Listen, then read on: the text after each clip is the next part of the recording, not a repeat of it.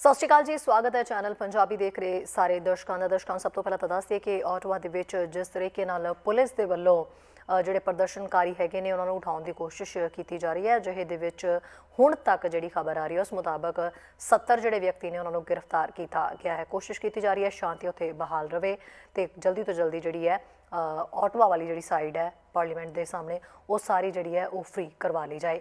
पूरी खबर के उत्ते विस्तार के नाल जानकारी हासिल करांगे। शुरुआत हैडलाइंस के नाल। आटवा पुलिस ने देश की राजधानी च हो रहे विरोध प्रदर्शनों के विच 70 के करीब कीतियां गिरफ्तारियां। आटवा कंट्रोल वापस लैण की कोशिश। BC पाबंदियां खुलण तो बाद फेरिज यात्रा के लिए लॉन्ग वीकेंड की तैयारी। इनडोर थावां लई अजे भी मास्क होणगे लाजमी। स्टैटिस्टिक्स कैनेडा के मुताबिक दसंबर च प्रचून विक्री घट के हुई 1.8%। ओमिक्रॉन का फैलना ते हड़ मन्ने जा रहे हैं मुख्य कारण। जिते खबर विस्तार दे नाल और सब तो पहला अहम खबर तो शुरुआत कर लैने आ। जी हाँ, आटवा नाल संबंधित खबर है। जिस तरीके नाल फ्रीडम कन्वॉय जिहड़े है उत्थे चल रहा आटवा दे विच ते पुलिस दे वल्लों ये कोशिश की जा रही है कि उत्थों जिन्ने प्रदर्शनकारी ने फिलहाल उन्होंने उत्थों हटा लिया जाए। जिस दे विच 70 के करीब जिहड़ियां ने हुण तक गिरफ्तारियां होण दी गल जिहड़ी है पुलिस वल्लों आखी जा रही है। शांति बहाल रखण दी भी पूरी जिहड़ी है वो कोशिश की जा रही है। जिहड़ियां गिरफ्तारियां होईयां ने हो सकदा है कि जिवें जिवें समय अगे वधदा जा रहा है शाम तक जिहड़ियां ने अजिहे दे विच होर भी गिरफ्तारियां उस दे विच हो सकन ते पर जल्दी तो जल्दी जिहड़ा है आटवा दे उत्ते काबू पाउण दी कोशिश यानी कि उहनूं बहाल करन दी कोशिश जिहड़ी है वो पुलिस दे वल्लों कीती जा रही है। दस दईए कि 70 व्यक्तियों नूं गिरफ्तार किया गया। कुछ काफले के प्रबंधकों ने भागीदारां नूं पिछे हटण दे लई कॉल जारी की ते बनाए जा रहे ने उत्थे बैरीकेड। कई अधिकार खेत्रों तो कानून लागू करने वालियां ते राजनीतिक टीमां द्वारा कार्रवाई काफ़ी हद तक शांतमई रही है। हालांकि पुलिस डेरे नूं हटाउण दे लई हंझू गैस ते कई होर कानून लागू करने वाले साधनां दे नाल भी लैस है। पुलिस का कहना है कि हुण गिरफ्तार किए गए आयोजकों के विच जिहड़ी है वो पैकिंग भी शामिल है। औरवा पुलिस मुखी ने कहा है कि ऑपरेशन के मुताबक असीं अगे वध रहे हैं। असीं जमीन ते स्थिति के निरंत्रण विच हां अते अगे वधना जारी रखदे हां। बैल ने कहा है कि हुण तक एक अधिकारी नूं थोड़ी जिही सट लगी है ते नाकाबंदी नूं खत्म करन लई कार्रवाई दे विच हिस्सा लैण वाले अधिकारियों की गिनती बारे कोई अपडेट जिहड़ा है वो जारी करन तो इनकार कर दिता गया है। उन्होंने कहा कि असीं इस ऑपरेशन नूं 24 घंटे चलावांगे जदों तक निवासी ते कम्यूनिटी अपने पूरे शहर नूं वापस नहीं लै लैंदे।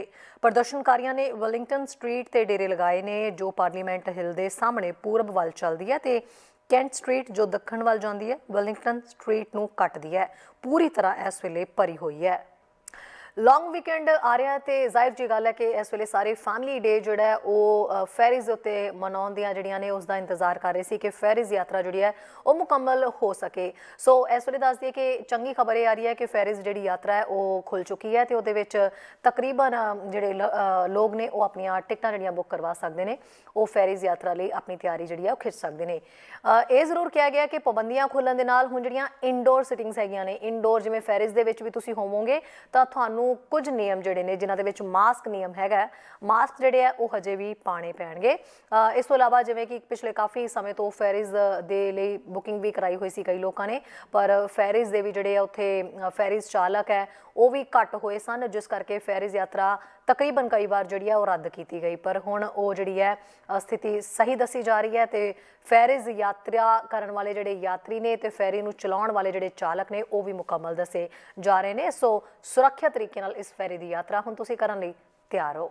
आने वाले दिनों के विच टर्मिनल दे रुझे रहन की उम्मीद है। सोमवार नूं BC they which family day they नाल मतलब कि हुण बहुत सारे लोग छुट्टियां ते जा सकते हैं। BC च पाबंदियां नूं हटाउण दे ऐलान तो बाद ये पहला वीकेंड है। BC फेरीज तो डबोरा मार्शल ने कहा कि असीं हफ्ते तो गाहकां नूं याद करवा रहे हैं कि BC फेरीज ते सारियां अंदरूनी थावां ते मास्क लाजमी ने ते 5 साल तो वध उम्र दे हरेक लई लागू हुंदा है। वो नोट करते हैं कि मुख भूमि ते वैनकूवर टापू दे विचकार स्वाइट्स बे ते कुछ वाधू समुद्री सफ़र तय किए गए हैं। गाहकां नूं जल्दी पहुंचण ते उडीक करन दी तैयारी करन लई भी याद किया जा रहा है जेकर उन्हां दे कोल रिजर्वेशन नहीं है। पर यह सारा कारोबार आम वांग नहीं है। BC फेरीज का कहना है कि स्टाफ की कमी के कारण पिछले कुछ महीनों तो बार बार जी है वो फेरी रद्द की जा रही सी उस विच देरी हो रही सी ते इस हफ्ते के अंत में दोबारा हो सकती है। हालांकि अजे तक कोई सलाह नहीं इस संबंधी दी गई है। मार्शल ने कहा है कि यह कुछ खास खेत्रों के विच जारी रहने ਪੈਂਦਾ ਹੈ। ਇਸ ਲਈ ਮੈਂ ਕਿਸੇ ਵੀ ਗਾਹਕਾਂ ਨੂੰ ਸਾਡੀ ਵੈਬਸਾਈਟ ਦੀ ਜਾਂਚ ਕਰਨ ਦੀ ਸਲਾਹ ਦੇਵਾਂਗੇ ਤੇ ਜੇਕਰ ਸਾਨੂੰ ਕੋਈ ਸਮੱਸਿਆ ਆ ਰਹੀ ਹੈ ਤਾਂ ਅਸੀਂ ਕੋਈ ਵੀ ਸਲਾਹ ਪੋਸਟ ਕਰਾਂਗੇ। ਡੀਸੀ ਫੈਰੀਜ਼ ਤੇ ਮੰਗਲਵਾਰ ਦੀ ਸਵੇਰ ਨੂੰ ਵਾਧੂ ਵਿਅਸਤ ਹੋਣ ਦੀ ਉਮੀਦ ਹੈ। ਉਹਨਾਂ ਕਿਹਾ ਕਿ ਅਸੀਂ ਲੋਕਾਂ ਨੂੰ ਯਾਦ ਕਰਵਾਉਣਾ ਚਾਹੁੰਦੇ ਹਾਂ ਕਿ ਇਹ ਟਰਾਂਸਪੋਰਟ ਕੈਨੇਡਾ ਦੇ ਨਿਯਮ ਨੇ ਕਿ ਯਾਤਰੀਆਂ ਨੂੰ ਸਾਡੇ ਜਹਾਜ਼ਾਂ ਦੇ ਹੇਠਲੇ ਜਾਂ ਬੰਦ ਕਾਰ ਡੈਕ ਤੇ ਆਪਣੇ ਵਾਹਨਾਂ ਦੇ ਵਿੱਚ ਰਹਿਣ ਦੀ ਇਜਾਜ਼ਤ ਨਹੀਂ ਹੈ। ਜਿੱਥੇ ਦਸੰਬਰ ਦੇ ਵਿੱਚ ਜਿਵੇਂ ਅਸੀਂ ਸਾਰਿਆਂ ਨੇ ਦੇਖਿਆ ਸੀਗਾ ਕਿ ਕਈ ਧਾਰਮਿਕ ਅਦਾਰੇ ਅਜਿਹੇ ਸਨ ਜਿਨ੍ਹਾਂ ਨੂੰ ਧੜਾ ਟਿਕਟਾਂ ਮਿਲੀਆਂ ਸੀ। ਟਿਕਟਾਂ ਮਿਲਣ ਦਾ ਕਾਰਨ ਸੀਗਾ ਕਿ ਕਈ ਧਾਰਮਿਕ ਅਦਾਰੇ ਜਿਹੜੇ ਨੇ ਉਹ ਕੋਵਿਡ-19 ਨੂੰ ਲੈ ਕੇ ਜਿਹੜੇ ਨਿਯਮ ਬਣਾਏ ਗਏ ਨੇ ਉਹਨਾਂ ਨੂੰ ਫੋਲੋ ਨਹੀਂ ਕਰ ਰਹੇ ਸੀਗੇ ਤੇ ਜਿਸ ਕਰਕੇ ਉਹ ਟਿਕਟਾਂ ਦੇ ਉੱਤੇ ਕਾਰਵਾਈ ਜਿਹੜੀ ਹੈ ਉਹ ਹੁਣ ਹੋ ਰਹੀ ਸੀ। ਪਰ ਅਜਿਹੇ ਦੇ ਵਿੱਚ ਇਹ ਕਿਹਾ ਜਾ ਰਿਹਾ ਕਿ 25 ਅਜਿਹੇ ਧਾਰਮਿਕ ਅਦਾਰੇ ਨੇ ਜਿਨ੍ਹਾਂ ਦੀਆਂ ਟਿਕਟਾਂ ਜਿਨ੍ਹਾਂ ਨੂੰ ਦਿੱਤੀਆਂ ਗਈਆਂ ਸੀ ਪਰ ਉਹਨਾਂ ਦੇ ਉੱਤੇ ਕਾਰਵਾਈ ਜਿਹੜੀ ਹੈ ਉਹ ਰੱਦ ਕਰਨ ਦੀ ਮੰਗ ਜਿਹੜੀ ਹੈ ਕੀਤੀ ਗਈ ਹੈ। ਦੱਸਦੇ ਕਿ ਅਜਿਹੇ ਦੇ ਵਿੱਚ ਜਿਹੜੇ ਕ੍ਰਾਊਨ ਵਕੀਲਾਂ ਨੇ ਉਹਨਾਂ ਨੇ ਧਾਰਮਿਕ ਸਮੂਹਾਂ ਦੇ ਲਈ ਜਿਹੜੀ ਹੈ ਇਹ ਖਿਲਾਫ ਜਿਹੜੀ ਉਹਨਾਂ ਦੀ ਕੀਤੀ ਜਾ ਰਹੀ ਸੀ ਕਾਰਵਾਈ, ਉਸ ਦੇ ਵਿੱਚ ਘੱਟੋ ਘੱਟ 25 ਜਿਹੜੇ ਨੇ ਧਾਰਮਿਕ ਸਮੂਹ ਉਹਨਾਂ ਦੀ ਜਿਹੜੀ ਹੈ ਇਹ ਰੋਕ ਜਿਹੜੇ ਨਿਰਦੇਸ਼ ਨੇ ਉਹਨਾਂ ਦੇ ਉੱਤੇ ਰੋਕ ਲਗਾਉਣ ਦੀ ਜਿਹੜੀ ਹੈ ਮੰਗ ਕੀਤੀ ਹੈ। ਹੁਣ ਅਜਿਹੇ ਦੇ ਵਿੱਚ ਕਿਹੜੇ ਧਾਰਮਿਕ ਅਦਾਰੇ ਸਨ ਜਾਂ ਉਸ ਸੰਬੰਧੀ ਕੀ ਰਿਪੋਰਟ ਹੈ, ਇਸ ਤੇ ਵਿਸਥਾਰ ਦੇ ਨਾਲ ਜਾਣਕਾਰੀ ਹਾਸਲ ਕਰਦੇ ਹਾਂ। ਅੱਗੇ ਦੇਖਦੇ ਹਾਂ ਜੀ ਅਹਿਮ ਮੁੱਦੇ ਦੇ ਉੱਤੇ ਆਧਾਰਿਤ ਗੱਲ ਅੱਜ ਦੀ ਗੱਲ ਪਿਛਲੀ ਕਈ ਦਿਨਾਂ ਤੋਂ ਲਗਾਤਾਰ ਚੱਲਦੀ ਦੁਨੀਆ ਦੇ ਵਿੱਚ ਲੱਗਣ ਵਾਲੇ ਵਿਸ਼ਵ ਯੁੱਧ ਦੀ ਚਰਚਾ ਬਾਰੇ। ਵਿਸ਼ਵ ਯੁੱਧ ਕਿਉਂ ਕਿਹਾ ਜਾ ਰਿਹਾ? ਯੂਕਰੇਨ ਦੇ ਮਾਮਲੇ ਦੇ ਵਿੱਚ ਰੂਸ ਕਿਸੇ ਵੇਲੇ ਵੀ ਯੂਕਰੇਨ ਦੇ ਉੱਤੇ ਹਮਲਾ ਕਰ ਰਿਹਾ, ਇਸ ਗੱਲ ਦੀ ਅਮਰੀਕਾ ਨੂੰ ਆਸ਼ੰਕਾ ਆ। ਅਮਰੀਕਾ ਕਹਿ ਰਿਹਾ ਕਿ ਰੂਸ ਆਪਣੀ ਪੂਰੀ ਤਿਆਰੀ ਕਰ ਰਿਹਾ। ਰੂਸ ਇਸ ਵੇਲੇ ਕਹਿ ਰਿਹਾ ਕਿ ਅਸੀਂ ਤਿਆਰੀ ਨਹੀਂ ਕਰ ਰਹੇ, ਸਗੋਂ ਅਸੀਂ ਤਾਂ ਆਪਣੀਆਂ ਫੌਜਾਂ ਕ੍ਰੀਮੀਆ ਤੋਂ ਵਾਪਸ ਬੁਲਾ ਰਹੇ ਹਾਂ, ਜਿਹੜਾ ਤੁਹਾਨੂੰ ਇਹ ਲੱਗ ਰਿਹਾ ਕਿ ਸ਼ਾਇਦ ਅਸੀਂ ਤਿਆਰੀ ਕਰ ਰਹੇ ਹਾਂ। ਇਹ ਮਾਮਲਾ ਕਿੰਨਾ ਕੁ ਸੰਜੀਦਾ ਹੈ, ਲੜਾਈ ਕਿੰਨੀ ਕੁ ਲੱਗ ਸਕਦੀ ਹੈ, ਇਸ ਗੱਲ ਦਾ ਅੰਦਾਜ਼ਾ ਅੱਜ ਯੂਨਾਈਟਿਡ ਨੇਸ਼ਨ ਦੇ ਸੈਕਟਰੀ ਜਨਰਲ ਐਂਟੋਨੀਓ ਗੁਟਰਸ ਦੇ ਬਿਆਨ ਤੋਂ ਲਾਇਆ ਜਾ ਸਕਦਾ। ਇਹ ਬਿਆਨ ਬਹੁਤ ਧਿਆਨ ਮੰਗਦਾ। ਇਸ ਬਿਆਨ ਦੇ ਵਿੱਚ ਯੂਨਾਈਟਿਡ ਨੇਸ਼ਨ ਦੇ ਸੈਕਟਰੀ ਜਨਰਲ ਨੇ ਕਿਹਾ ਕਿ ਈਸਟ ਵੈਸਟ ਦੇ ਵਿੱਚ ਇਹ ਪੱਛਮ ਪੂਰਬ ਦੇ ਵਿੱਚ ਜਿਹੜੀ ਟੈਂਸ਼ਨ ਸੀਗੀ, ਜਿਹੜਾ ਤਣਾਅ ਆ, ਇਹ ਕਦੇ ਵੀ ਇੰਨਾ ਜ਼ਿਆਦਾ ਨਹੀਂ ਦੇਖਿਆ ਗਿਆ 1990 ਤੋਂ ਬਾਅਦ, ਜਦੋਂ ਸੋਵੀਅਤ ਯੂਨੀਅਨ ਢਹਿ ਢੇਰੀ ਹੁੰਦਾ ਆ। ਕੋਲਡ ਵਾਰ ਚੱਲਦੀ ਰਹੀ ਆ। ਦੋ ਦੁਨੀਆ ਦੀਆਂ ਵੱਡੀਆਂ ਤਾਕਤਾਂ, ਕਿਸੇ ਵੇਲੇ ਰੂਸ ਵੱਡੀ ਤਾਕਤ ਸੀ, ਉਹਦੇ ਨਾਲ ਅਮਰੀਕਾ ਵੱਡੀ ਤਾਕਤ ਸੀ। ਇਹਨਾਂ ਦੇ ਵਿੱਚ ਲੜਾਈ ਲੰਬਾ ਸਮਾਂ ਚੱਲੀ ਆ। 1947 ਤੋਂ ਲੈ ਕੇ 1990 ਦੇ ਵਿੱਚ ਤੱਕ, ਜਦੋਂ ਤੱਕ ਰੂਸ ਢਹਿ ਢੇਰੀ ਨਹੀਂ ਹੁੰਦਾ, ਇੱਕ ਦੂਜੇ ਦੇ ਨਾਲ ਇਹ ਦੋਵੇਂ ਤਾਕਤਾਂ ਖਹਿੰਦੀਆਂ ਰਹੀਆਂ। ਹੁਣ ਫਿਰ ਇੱਕ ਵਾਰੀ ਇਹ ਇੱਕ ਦੂਜੇ ਦੇ ਆਮੋ ਸਾਹਮਣੇ ਨੇ। ਚੀਨ ਰੂਸ ਦਾ ਸਾਥ ਦੇ ਰਿਹਾ, ਨਾਟੋ ਅਮਰੀਕਾ ਦੇ ਨਾਲ ਆ। ਰੂਸ ਚੀਨ ਸਿੱਧਾ ਇਹ ਕਹਿ ਰਿਹਾ ਕਿ ਅਮਰੀਕਾ ਤੇ ਇਹਦੇ ਸਾਥੀ ਸਾਡੇ ਤੇ ਦੁਨੀਆ ਦੇ ਬਾਕੀ ਦੇਸ਼ਾਂ ਦੇ ਵਿੱਚ ਜਾਣਬੁੱਝ ਕੇ ਦਖਲ ਦਿੰਦੇ ਆ। ਸਾਡੇ ਆਪਸ ਦੇ ਮਾਮਲੇ ਆ, ਅਸੀਂ ਆਪਸ ਦੇ ਮਾਮਲੇ ਆਪਣੇ ਆਪ ਹੀ ਸੁਲਝਾ ਲਵਾਂਗੇ। ਅਮਰੀਕਾ ਇਹ ਕਹਿ ਰਿਹਾ ਕਿ ਜਿਹੜਾ ਯੂਕਰੇਨ ਰੂਸ ਤੋਂ 1990 ਦੇ ਵਿੱਚ 90ਵਿਆਂ ਦੇ ਵਿੱਚ ਅਲੱਗ ਹੋ ਗਿਆ ਸੀ, ਉਹ ਜੇ ਅਲੱਗ ਰਹਿਣਾ ਚਾਹੁੰਦਾ ਤਾਂ ਰੂਸ ਉਹਦੇ ਉੱਤੇ ਧੱਕੇ ਨਾਲ ਹਮਲਾ ਕਰਕੇ ਉਹਨੂੰ ਆਪਣੇ ਵਿੱਚ ਰਲਾਉਣਾ ਚਾਹੁੰਦਾ। ਅਸੀਂ ਯੂਕਰੇਨ ਦੇ ਨਾਲ ਖੜੇ ਹਾਂ। ਯੂਕਰੇਨ ਸਾਡੇ ਕੋਲੋਂ ਮਦਦ ਮੰਗ ਰਿਹਾ। ਜਦੋਂ ਤੁਹਾਡੇ ਨਾਲ ਅਸੀਂ ਗੱਲ ਅੱਜ ਦੀ ਕਰ ਰਹੇ ਹਾਂ ਤਾਂ ਕਿਸੇ ਵੇਲੇ ਵੀ ਇਹ ਖਬਰ ਆ ਸਕਦੀ ਹੈ ਕਿ ਰੂਸ ਨੇ ਯੂਕਰੇਨ ਦੇ ਉੱਤੇ ਹਮਲਾ ਕਰ ਦਿੱਤਾ ਤੇ ਅਮਰੀਕਾ ਨੇ ਯੂਕਰੇਨ ਦੀ ਮਦਦ ਕਰਨ ਦੇ ਲਈ, ਅਮਰੀਕਾ ਕੈਨੇਡਾ ਜਾਂ ਜਿਹੜੇ ਬਾਕੀ ਇਹਨਾਂ ਦੇ ਲੋਕ ਨਾਲ ਨੇ, ਇਹਨਾਂ ਨੇ ਉਹਨਾਂ ਦੀ ਮਦਦ ਕਰਨ ਦੇ ਲਈ ਯੂਕਰੇਨ ਦਾ ਸਾਥ ਦੇਣਾ ਸ਼ੁਰੂ ਕਰ ਦਿੱਤਾ ਤੇ ਲੜਾਈ ਸਿੱਧੀ ਰੂਸ ਤੇ ਅਮਰੀਕਾ ਦੀ ਆਪਸ ਦੇ ਵਿੱਚ ਲੱਗ ਸਕਦੀ ਹੈ। ਬਹੁਤ ਲੰਬਾ ਸਮਾਂ ਇਹ ਦੋਵੇਂ ਤਾਕਤਾਂ ਆਪਸ ਦੇ ਵਿੱਚ ਆਪਣੇ ਸਾਥੀਆਂ ਦੇ ਨਾਲ ਲੜਦੀਆਂ ਰਹੀਆਂ। ਉਹਦੀ ਇੱਕ ਜੀਓਪੋਲੀਟੀਕਲ ਟੈਂਸ਼ਨ ਵੀ ਸੀਗੀ ਯੂਨਾਈਟਿਡ ਸਟੇਟਸ ਤੇ ਸੋਵੀਅਤ ਯੂਨੀਅਨ ਦੇ ਵਿੱਚ, ਤੇ ਇਹਨਾਂ ਦੇ ਜਿਹੜੇ ਅਲਾਈ ਸੀਗੇ ਵੈਸਟਰਨ ਬਲਾਕ ਜਾਂ ਈਸਟਰਨ ਬਲਾਕ, ਉਹ ਆਪਸ ਦੇ ਵਿੱਚ ਵਰਲਡ ਵਾਰ 2 ਤੋਂ ਬਾਅਦ ਲਗਾਤਾਰ ਇਸੇ ਤਰ੍ਹਾਂ ਕਰਦੇ ਆਏ ਆ। 1947 ਤੋਂ ਲੈ ਕੇ ਜਦੋਂ ਤੱਕ ਜਿਹੜਾ ਰੂਸ ਆ ਉਹ ਢਹਿ ਢੇਰੀ ਨਹੀਂ ਹੋ ਜਾਂਦਾ। ਇਹ ਦੋਵਾਂ ਸੁਪਰ ਪਾਵਰਸ ਦੇ ਵਿੱਚ ਲੜਾਈ ਵਿਚਾਰਧਾਰਾ ਦੀ ਵੀ ਆ। ਵਿਚਾਰਧਾਰਾ ਦੀ ਇੱਕ ਵਿਚਾਰਧਾਰਾ ਨੂੰ ਜਿਹੜੇ ਉਹ ਸੋਸ਼ਲਿਜ਼ਮ ਦੀ ਗੱਲ ਕਰਦੇ ਆ ਤੇ ਦੂਜੇ ਕੈਪੀਟਲਿਜ਼ਮ ਦੀ ਗੱਲਬਾਤ ਕਰਦੇ ਆ। ਲੜਾਈ ਇਹਨਾਂ ਦੀ ਜੀਓਪੋਲੀਟੀਕਲ ਵੀ ਆ ਤੇ ਇਹ ਮਾਮਲਾ ਅਜੇ ਤੱਕ ਵੀ ਸੁਲਝ ਨਹੀਂ ਰਿਹਾ। ਤੇ ਅੱਜ ਇਸ ਮਾਮਲੇ ਦੇ ਵਿੱਚ ਯੂਨਾਈਟਿਡ ਨੇਸ਼ਨ ਦਾ ਇਹ ਕਿਹਾ ਜਾਣਾ ਕਿ ਇਹ ਟੈਂਸ਼ਨ ਕਦੇ ਵੀ ਪਹਿਲਾਂ ਇੰਨੀ ਨਹੀਂ ਸੀ ਜਿੰਨੀ ਇਸ ਵੇਲੇ ਹੁਣ ਪਹੁੰਚੀ ਆ। ਇਹ ਇੱਕ ਸਭ ਤੋਂ ਡਰਾਵਣੀ ਗੱਲ ਆ, ਕਿਉਂਕਿ ਜੇ ਇਹਨਾਂ ਦੇ ਵਿੱਚ ਲੜਾਈ ਸ਼ੁਰੂ ਹੋ ਜਾਂਦੀ ਆ ਤਾਂ ਇਹ ਲੜਾਈ ਫਿਰ ਕੀ ਨਿਊਕਲੀਅਰ ਵਾਰ ਦੇ ਵਿੱਚ ਚਲੇ ਜਾਂਦੀ ਆ ਜਾਂ ਇਹਦਾ ਕੀ ਬਣਦਾ, ਇਹ ਸੱਚਮੁੱਚ ਇੱਕ ਵੱਡੀ ਚਿੰਤਾ ਵਾਲੀ ਗੱਲ ਹੋਊਗੀ। ਯੂਕਰੇਨ ਦੇ ਉੱਤੇ ਰੂਸ ਦੇ ਹਮਲੇ ਦਾ ਖਤਰਾ ਲਗਾਤਾਰ ਬਣਿਆ ਆ। ਅਮਰੀਕਾ ਦੇ ਰਾਸ਼ਟਰਪਤੀ ਜੋ ਬਾਈਡਨ ਆਪਣੇ ਅਲਾਈਜ਼ ਦੇ ਨਾਲ ਵੀ ਗੱਲਬਾਤ ਕਰ ਰਹੇ ਆ। ਡਿਪਲੋਮੈਟਿਕ ਕੋਸ਼ਿਸ਼ਾਂ ਵੀ ਹੋ ਰਹੀਆਂ, ਡਿਪਲੋਮੈਟਿਕ ਵਾਰ ਵੀ ਲੱਗੀ ਆ। ਰੂਸ ਨੇ ਉੱਥੋਂ ਦੇ ਕੁਝ ਅਮਰੀਕਾ ਦੇ ਨੰਬਰ 2 ਦੇ ਡਿਪਲੋਮੈਟਸ ਨੂੰ ਉੱਥੋਂ ਜਾਣ ਦੇ ਲਈ ਕਹਿ ਦਿੱਤਾ ਇਹ ਡਿਪਲੋਮੈਟਿਕ ਵਾਰ ਅੱਗੇ ਚੱਲ ਕੇ ਅਸਲ ਲੜਾਈ ਦੇ ਵਿੱਚ ਬਦਲ ਨਾ ਜਾਵੇ। ਇਸ ਗੱਲ ਤੋਂ ਦੁਨੀਆ ਵੀ ਡਰ ਰਹੀ ਹੈ, ਯੂਨਾਈਟਿਡ ਨੇਸ਼ਨ ਵੀ ਡਰ ਰਹੀ ਹੈ ਤੇ ਉਹ ਇਹ ਕਹਿ ਰਹੇ ਆ ਕਿ ਕਿਸੇ ਨਾ ਕਿਸੇ ਤਰ੍ਹਾਂ ਮਾਮਲਾ ਜਿਹੜਾ ਸੁਲਝਣਾ ਚਾਹੀਦਾ।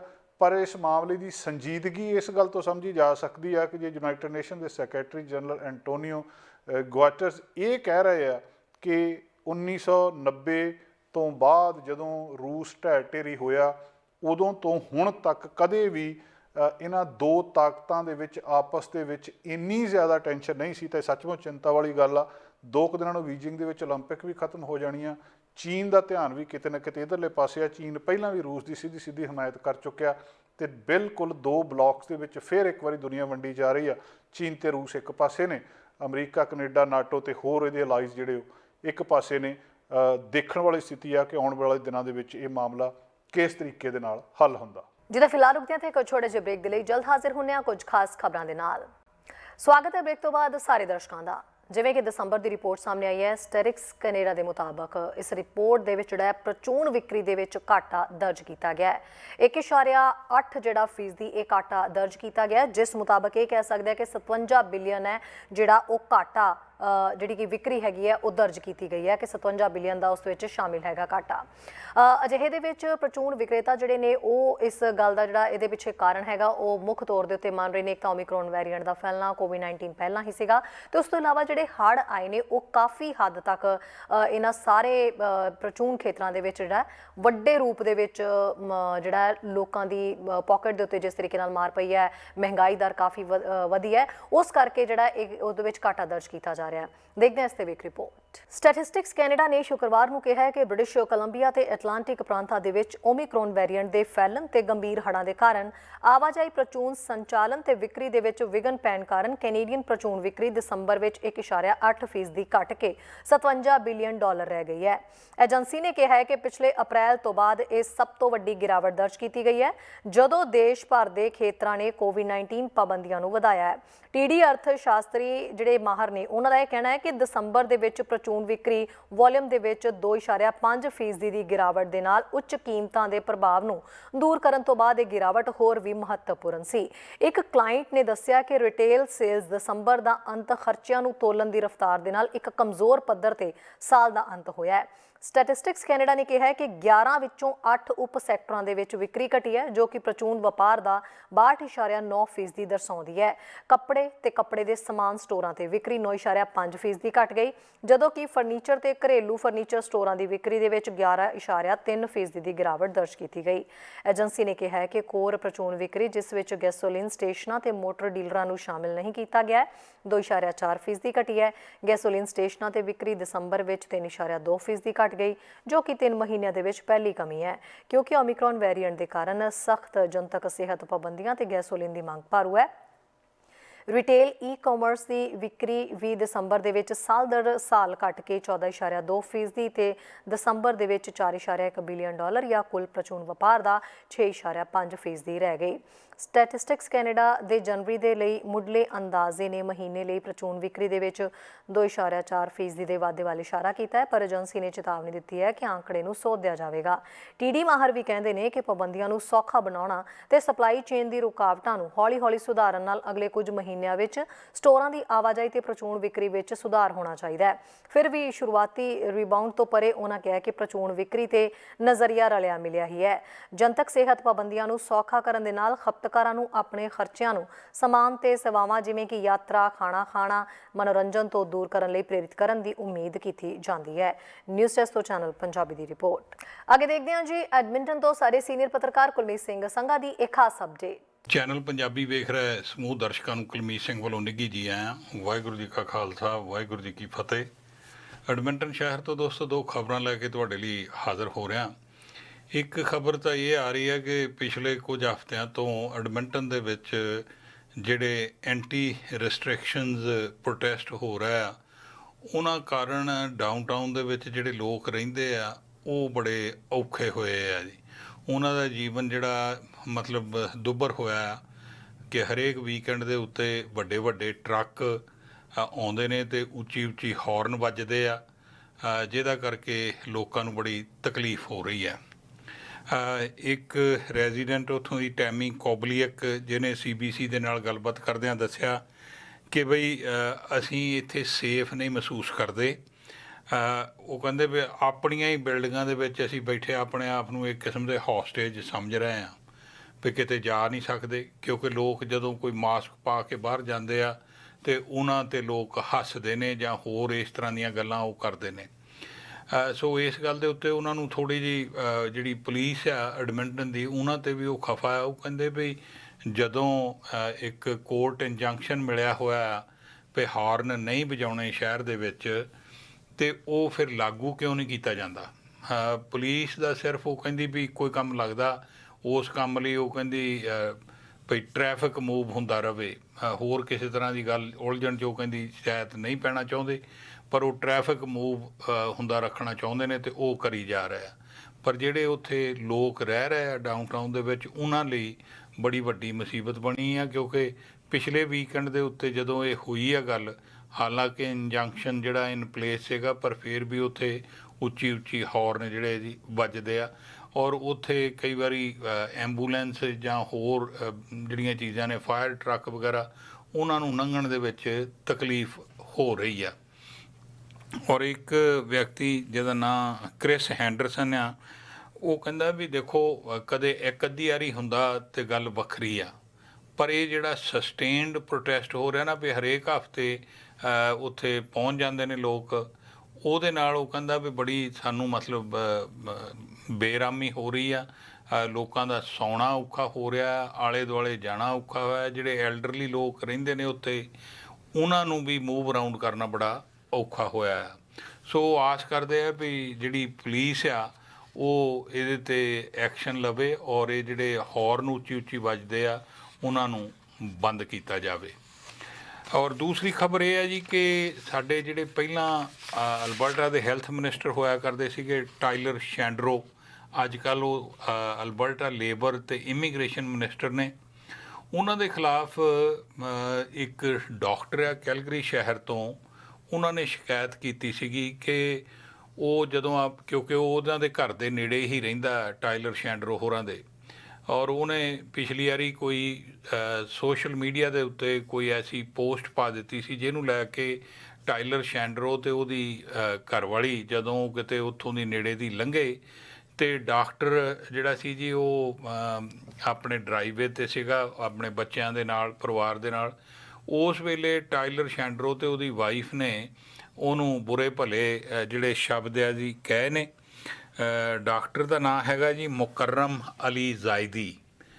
ਉਹਨਾਂ ਨੇ ਉਦੋਂ ਫਿਰ ਇਹ ਸ਼ਿਕਾਇਤ ਕੀਤੀ ਸੀਗੀ ਵੀ ਭਾਈ ਇਸ ਤਰ੍ਹਾਂ ਇਹ ਗੱਲ ਮੈਨੂੰ ਕਹਿ ਗਿਆ, ਔਰ ਹੁਣ ਉਹ ਮਿਨਿਸਟਰ ਆ, ਉਹਨਾਂ ਨੇ ਸ਼ਿਕਾਇਤ ਕੀਤੀ ਤੇ ਹੁਣ ਜਿਹੜੀ ਲਾ ਸੁਸਾਇਟੀ ਆ ਉਹ ਕਹਿੰਦੇ ਵੀ ਇਹਨਾਂ ਨੇ ਕੋਡ ਆਫ ਕੰਡਕਟ ਦੀ ਇੱਕ ਕਿਸਮ ਦੀ ਅਵਗਿਆ ਕੀਤੀ ਆ ਟਾਇਲਰ ਸ਼ੈਂਡਰੋ ਹੋਰਾਂ ਨੇ, ਤੇ ਉਹਦੇ 'ਤੇ ਉਹਨਾਂ ਪਾਸ ਸ਼ਿਕਾਇਤ ਪਹੁੰਚੀ ਆ ਲਾ ਸੁਸਾਇਟੀ ਕੋਲ, ਤੇ ਲਾ ਸੁਸਾਇਟੀ ਹੁਣ ਇਹਨਾਂ ਦੀ ਪੁੱਛ ਪੜਤਾਲ ਕਰਨਾ ਚਾਹੁੰਦੀ ਆ। ਉਹ ਕਦੋਂ ਹੋਵੇਗੀ ਇਹ ਜਨਵਰੀ ਦੇ ਵਿੱਚ ਡਿਸਾਈਡ ਕਰ ਲਿਆ ਸੀਗਾ ਜੀ ਵੀ ਇਹਨਾਂ ਦੀ ਪੁੱਛ ਪੜਤਾਲ ਕੀਤੀ ਜਾਣੀ ਆ, ਪਰ ਕਦੋਂ ਹੋਵੇਗੀ ਇਹਦਾ ਹਜੇ ਕੋਈ ਪਤਾ ਨਹੀਂ। ਇਹਨਾਂ ਦੇ ਪ੍ਰੈਸ ਸੈਕਟਰੀ ਜੋਸਫ ਡੋ ਦਾ ਕਹਿਣਾ ਹੈਗਾ ਵੀ ਪਹਿਲਾਂ ਵੀ ਅਖੇ ਸ਼ਿਕਾਇਤਾਂ ਆਈਆਂ ਸੀ ਇਹਨਾਂ ਦੇ ਖਿਲਾਫ, ਉਹ ਇਹਨਾਂ ਨੇ ਲਾ ਸੁਸਾਇਟੀ ਦਾ ਜਿਹੜਾ ਇੱਕ ਪ੍ਰੋਸੈਸ ਹੈਗਾ ਕੰਪਲੇਂਟ ਵਾਲਾ ਉਹਦੇ ਥਰੂ ਇਹਨਾਂ ਨੇ ਨਜਿੱਠ ਦਿੱਤੀਆਂ ਸੀਗੀਆਂ, ਤੇ ਉਹ ਕਹਿੰਦੇ ਹੋਰ ਵੀ ਜਿਹੜੀ ਹੈਗੀ ਗੱਲਬਾਤ ਉਹ ਉਹਨਾਂ ਦੇ ਪ੍ਰੋਸੈਸ ਰਾਹੀਂ ਇਹ ਨਿਪਟਾਉਣਾ ਚਾਹੁੰਦੇ ਨੇ। ਪਰ ਡਾਕਟਰ ਜ਼ੈਦੀ ਹੋਰਾਂ ਦਾ ਕਹਿਣਾ ਹੈ ਵੀ ਇਹ ਇਸ ਵੇਲੇ ਮਿਨਿਸਟਰ ਨੇ ਔਰ ਉਹ ਮਿਨਿਸਟਰੀ ਤੋਂ ਇਹਨਾਂ ਨੂੰ ਪਾਸੇ ਹੋਣਾ ਚਾਹੀਦਾ, ਕਿਉਂਕਿ ਇਹਨਾਂ ਦੇ ਅਗੇਂਸਟ ਇਨਵੈਸਟੀਗੇਸ਼ਨ ਚੱਲ ਰਹੀ ਹੈ, ਵਰਨਾ ਇਹ ਉਹਨੂੰ ਪ੍ਰਭਾਵਿਤ ਕਰ ਸਕਦੇ। ਸੋ ਦੇਖਦੇ ਹਾਂ ਜੀ। ਚੈਨਲ ਪੰਜਾਬੀ ਲਈ ਕੁਲਮੀਤ ਸਿੰਘ ਸੰਘਾ, ਐਡਮੰਟਨ। ਜਿੱਥੇ ਖਬਰਾਂ ਤੇ ਜਾਣਕਾਰੀਆਂ ਦਾ ਸਿਲਸਿਲਾ ਫਿਲਹਾਲ ਇੱਥੇ ਮੁੱਕਦਾ। ਨਵੀਆਂ ਤੇ ਤਾਜ਼ਾ ਖਬਰਾਂ ਲੈ ਕੇ ਫਿਰ ਤੋਂ ਹਾਜ਼ਰ ਹੋਵਾਂਗੇ। ਇਜਾਜ਼ਤ ਚਾਹੁੰਦੇ ਹਾਂ। ਧੰਨਵਾਦ। ਸਾਡਾ ਹਰ ਇੱਕ ਪ੍ਰੋਗਰਾਮ ਦੇਖਣ ਤੇ ਸਾਡੇ ਨਾਲ ਜੁੜਨ ਲਈ ਸਬਸਕ੍ਰਾਈਬ ਕਰੋ ਚੈਨਲ ਪੰਜਾਬੀ ਤੇ ਨੋਟੀਫਿਕੇਸ਼ਨ ਲਈ ਬੈਲ ਆਈਕਨ ਵਾਲੇ ਬਟਨ ਤੇ ਕਲਿੱਕ ਕਰੋ।